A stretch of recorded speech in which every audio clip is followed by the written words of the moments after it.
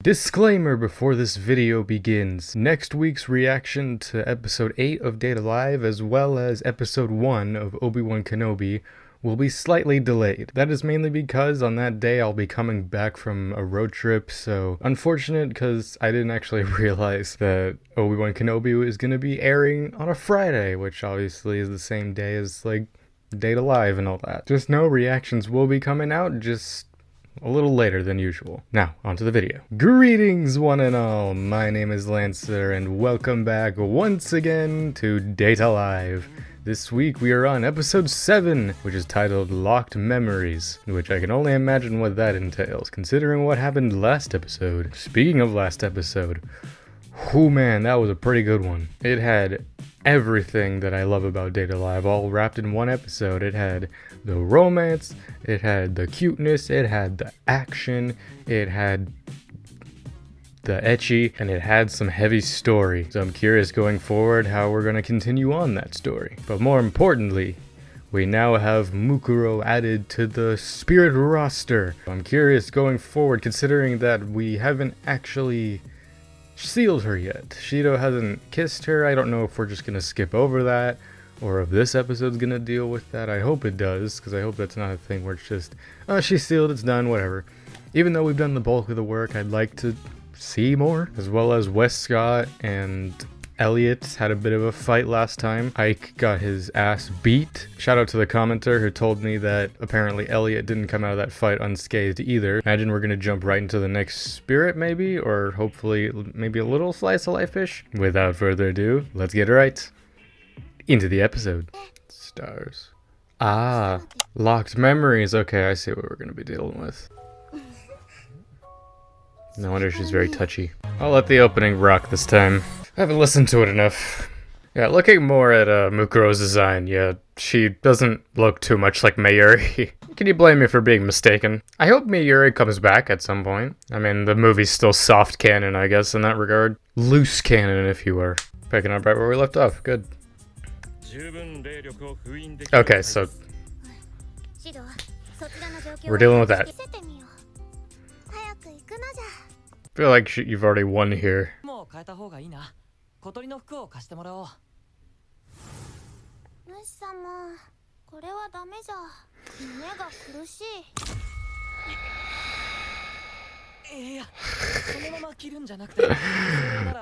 my god. In the words of Miku, she's big in all the right places. Very somber like piano. Why?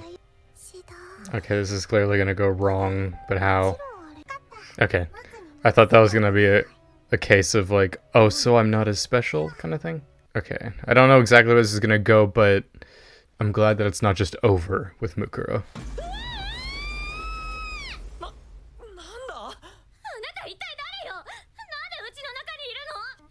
This is what we're doing. Surely. What do you mean? So she wiped their memories. How? She did everybody's memory.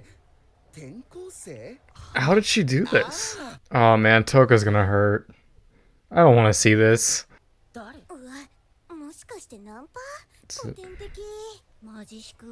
Yeah. To be fair, I feel like they would react to him like that anyway. No, don't do this. No, please. God damn it! For Origami to say that. No. Of course he's gonna go to all of them.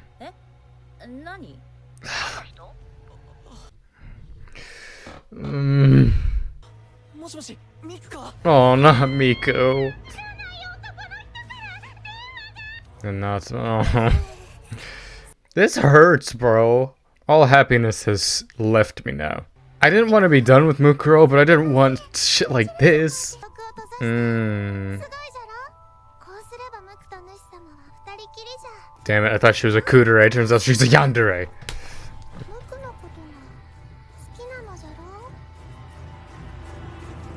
She's a friggin' freak, bro. This is scuffed. No, Queen, don't. Yeah, but then how do you know each other? Figure it out. She's the one struggling the most with this. Wait a it's the... So she could swap the... Or is it just because... Oh god. What is happening? I'm sad, I'm confused, but I'm into this, bro. The origami swapped. No. Is she gonna swap as well?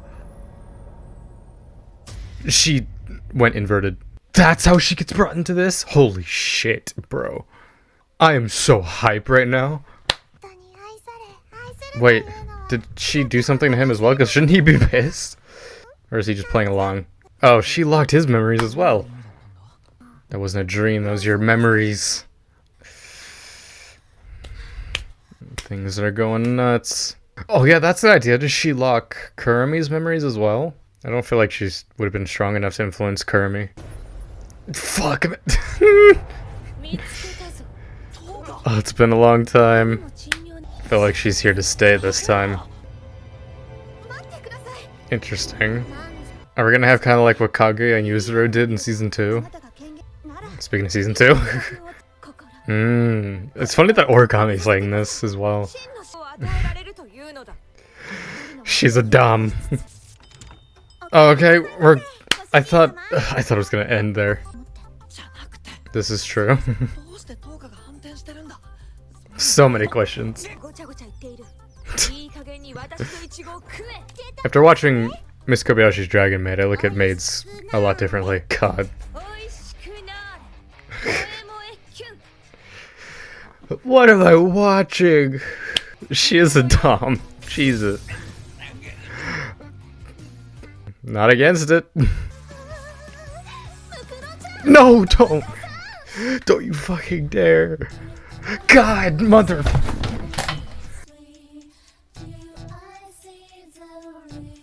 That episode was fucking amazing. That episode was so good.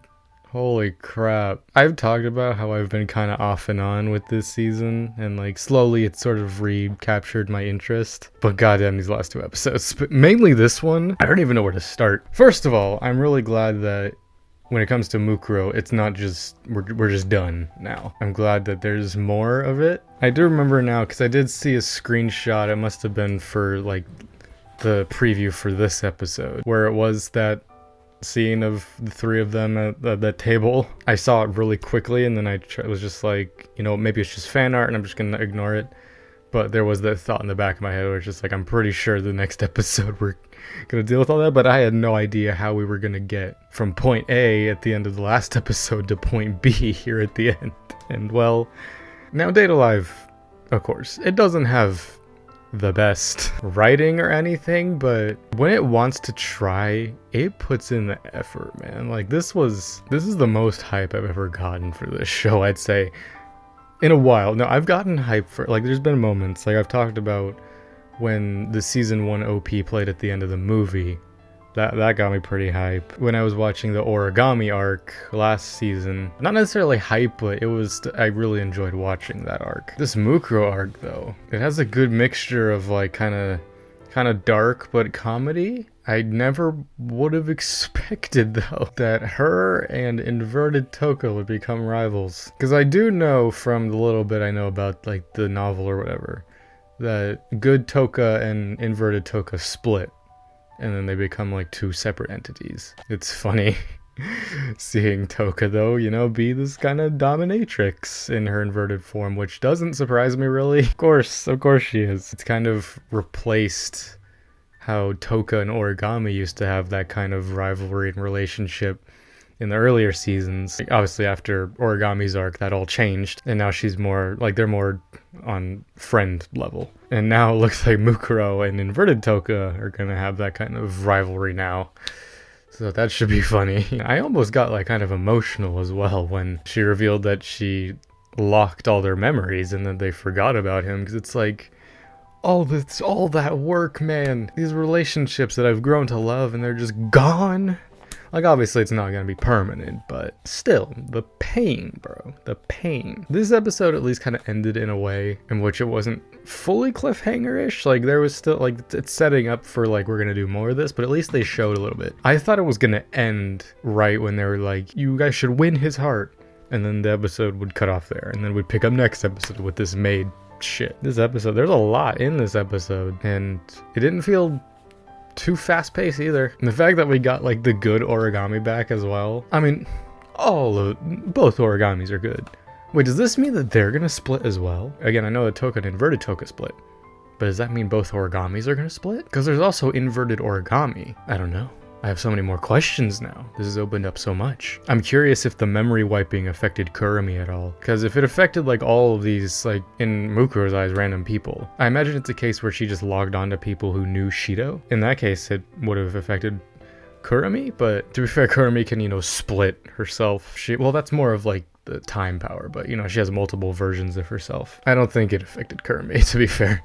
I don't feel like we're gonna see Kurumi for a while. I feel like the last time we saw her was enough setup for the next thing, which we'll probably deal with after this, or at least it'll set up maybe for next season. We got 5 episodes left. I imagine this could easily be a thing that gets resolved in one episode, just mainly because I don't know how long they're gonna not drag out, but you know, like how long this Mukuro arc is going to ultimately go for. I jinxed it last time when I said, like, we did it in 3 episodes, just like Nia, but we haven't. She does love Shido, obviously, but we haven't sealed her yet. Well, now we've got to seal both. So this is also kind of a case of Toka and Origami in, like, the earlier seasons, as well as Kaguya and Yuzuru, where he has to deal with 2 at once. I mean, he doesn't have to worry about the love from Mukuro, it's more of the love from Toka, inverted Toka. Again, I imagine it'll kind of be like a Rosario vampire situation, where in that Mocha, she has a similar thing, where she, you know, she has the dark version inside of her that's a different personality, and then, like, you know, the good version on the outside. Except in that, they never really split.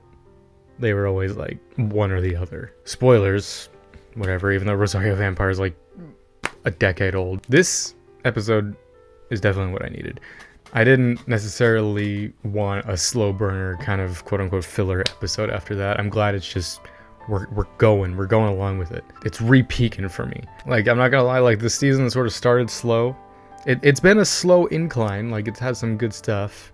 Then there was the Isekai episode, but it's been a steady climb, and now, like, we're back up here in terms of my Data Live investment. Just hopefully it carries that on for the rest of the season. Thank you for all the continued support on my reactions to these. Pretty much consistently, the most recent stuff breaks 100 views pretty quickly, so thank you so much for that. Make sure to like and subscribe if you enjoy these reactions, and if you enjoy just anime, because I plan to talk about a lot of anime stuff in the future, going forward, reactions, discussions, tier lists, whatever, as well as reactions to other things like Star Wars and whatnot. Again, apologies, next week the reactions will be a little delayed. I'd say Saturday will probably be when I post both of them, either Saturday or Sunday. Obi-Wan Kenobi will be taking a little higher priority. I hope it's not a case of Obi-Wan will be airing on Fridays as well, just because that would be kind of inconvenient, since I would have to do 2 reactions in the same day. But know that ultimately Obi-Wan Kenobi will be taking priority in that regard. Data Live will still get its fair dues, but that just means 2 reactions in the same day and more work for me, so hope you enjoy that. Well, this was episode 7, and all around, I'd say I'd give this episode like a 9 out of 10 score. Probably 9.5, just barely teetering on like a 10 out of 10. And, like, the only thing really keeping it at 10 out of 10 is, like, I would have cut it off a little sooner. It still worked out the way it worked out. Join me next week for episode 8, as well as Obi-Wan Kenobi starting next week. It's gonna be lots of fun and everything. Really looking forward to everything. Hope you are too. So until next time, I'm Lancer. Thanks for watching.